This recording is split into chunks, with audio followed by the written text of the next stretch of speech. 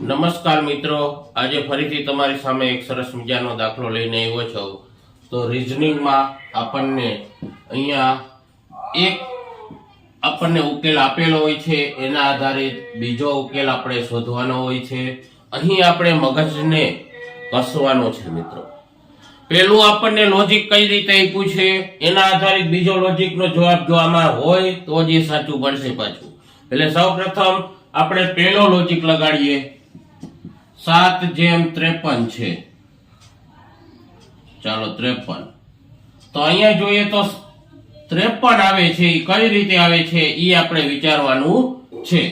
ચાલો 7 6 એને ગુણ્યા કર્યા 42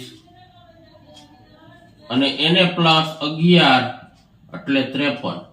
ચાલો આવો જ લોજિક આપણે બાજુમાં લગાડીએ તો 9 6